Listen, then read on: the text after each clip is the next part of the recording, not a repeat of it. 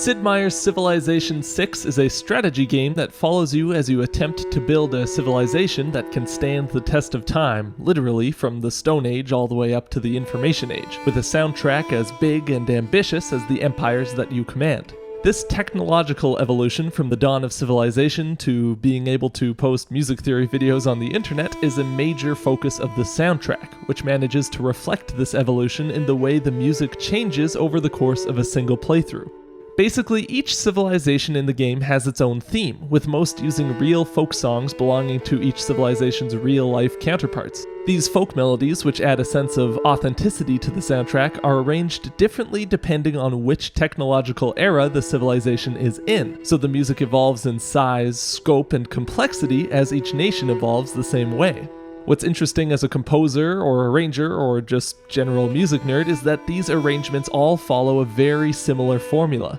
Your civilization starts out in the ancient era. Here, the melody that will be the basis for all the future arrangements is presented by either a solo instrument or a simple duet, played in a slow tempo with just an egregious amount of reverb thrown on top.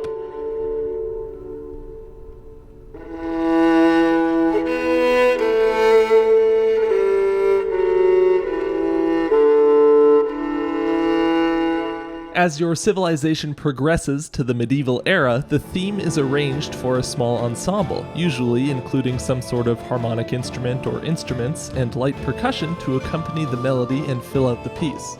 The biggest jump occurs between the medieval era and the industrial era, where each piece is arranged for a full orchestra. Finally, we have the arrangements for the atomic era, which each take the previous orchestral arrangement and remixes it for a more modern-day sound. Now that you have the general idea, let's take a look at how each of these shifts is specifically achieved and what this adds to the music.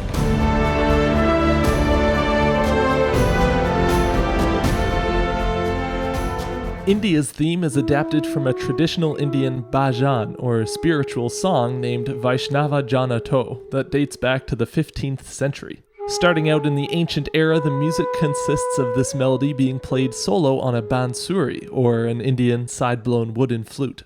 The effect is very atmospheric due to the sparse nature of the solo flute instrumentation, the fact that it's played completely freely and out of time, and the aforementioned shit ton of reverb.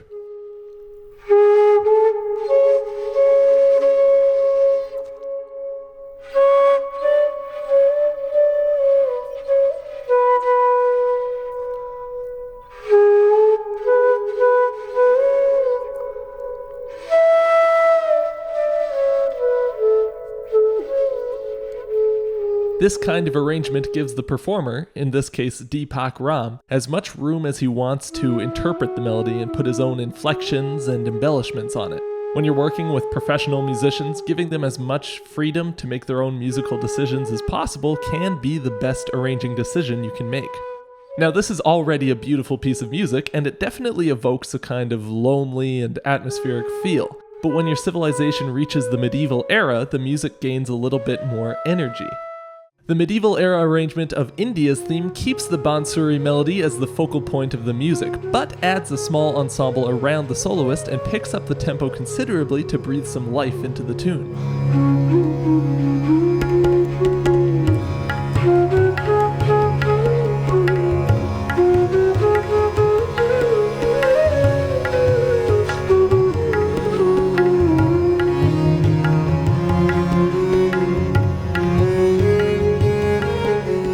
The tanpura drone and tabla drums aren't just obvious staples of Indian classical music, they also give the flute soloist something to react to and feed off of musically.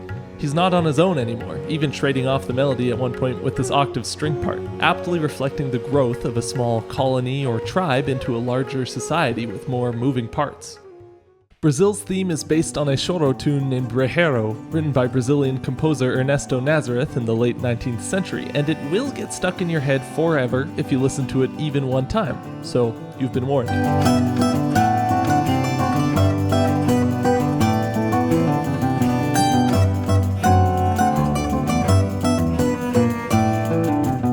The medieval-era music for Brazil is an upbeat arrangement of this tune for a small ensemble that makes use of instruments that you'd hear in an authentic Brazilian choro band. A cavaquinho taking the melody, a 7-string classical guitar providing the bass line and some rhythmic accompaniment, and an accordion that adds some backing harmonic pads. Brazil's industrial era music, like all of the other industrial era arrangements in the game, takes the country's main theme and arranges it for an entire orchestra. With an ensemble as large as an orchestra, you lose a lot of the flexibility that you'd have with a smaller ensemble. In the medieval era arrangement, the cavaquinho has the freedom to embellish the melody how he wants, the guitarist playing the bass line throws in a lot of improvisatory embellishments, and there are points where the whole band speeds up together for effect.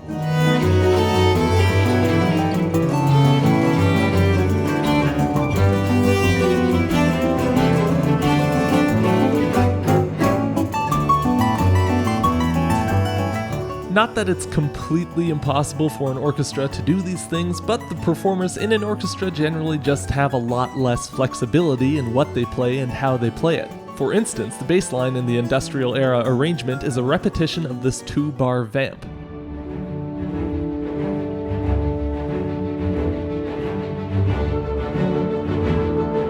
That's much less interesting to listen to than the improvisatory licks and embellishments played by the 7-string guitarist in the medieval era arrangement.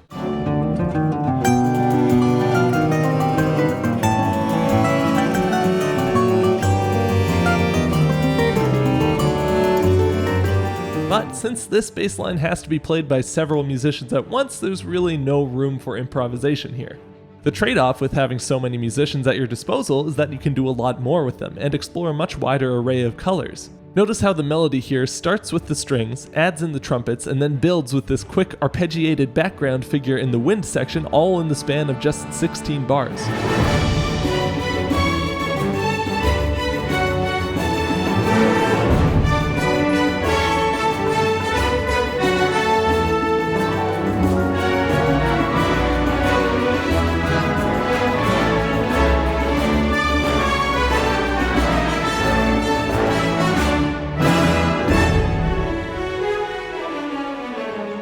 You definitely couldn't get that effect with a smaller ensemble.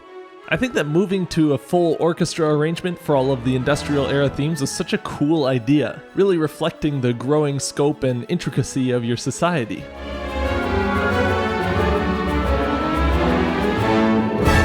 America's industrial theme is a beautifully orchestrated rendition of Stephen Foster's Hard Times Come Again No More. On a soundtrack full of great arrangements, this one stood out to me as a particularly good one, using all of the strengths of the orchestra to their full potential. The sense of scope is huge, the dynamic range of the piece is enormous, there's so much variety in colors and timbre, and there are some beautifully dissonant intervals in the horn section that make me feel patriotic, and I'm not even American. Listen to the range of dynamic and color throughout this section.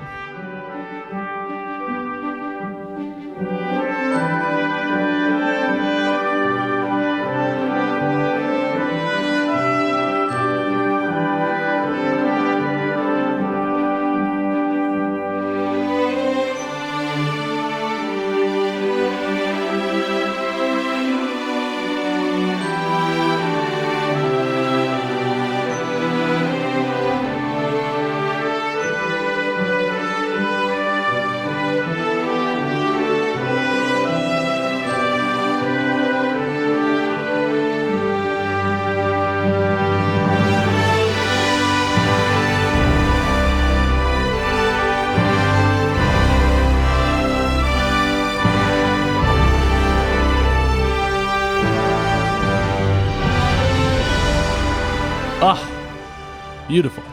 Now, the final arrangement of each theme in the game is the Atomic Era version. The basic formula for the Atomic Era music is this. The Industrial Era orchestral arrangement, orchestrated by either Jeff Knorr or Roland Rizzo, is taken and given to a third composer, Phil Boucher, to remix for a more modern sound. This usually consists of adding some subtle synths and synth bass parts, maybe a simple piano part that sits pretty high in the mix, and some big heavy drums and extra percussion, which makes each piece feel more like a modern film score.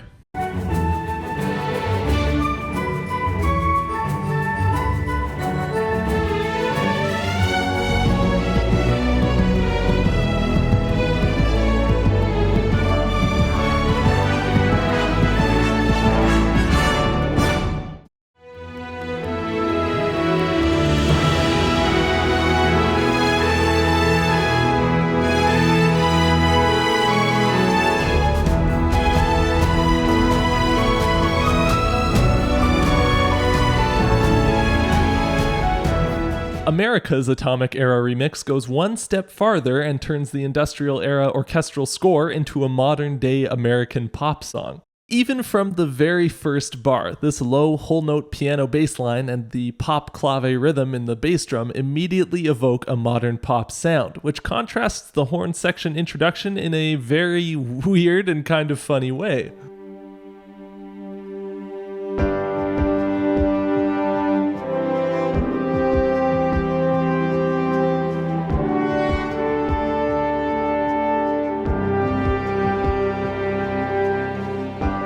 As the arrangement progresses, the legato, rhythmically simple melody and whole note pads are contrasted with this tight, syncopated drum part that accents this continuous dotted eighth note pattern that you see everywhere in popular music nowadays.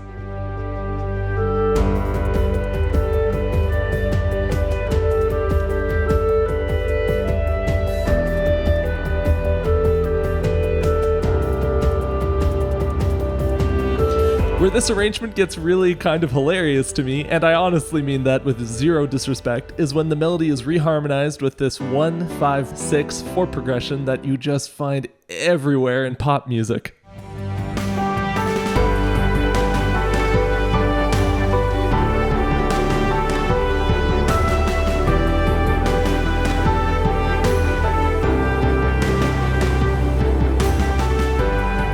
Like, that's just so perfect. That's absolutely the sound of American music in the information age. And even though I find pop music a little bit silly sometimes, you can't deny that you really feel a sense of progression when you go from the ancient era's banjo and fiddle duet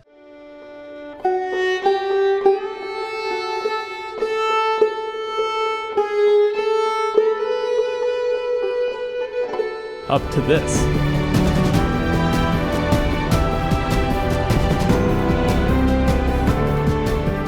I couldn't think of a better way to reflect technological advancement in music.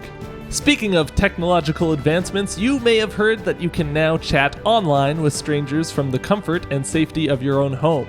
If you'd like to do that with strangers who specifically love video games, video game music, and music theory, consider checking out the 8-Bit Music Theory Discord channel. I'll put a link in the description below.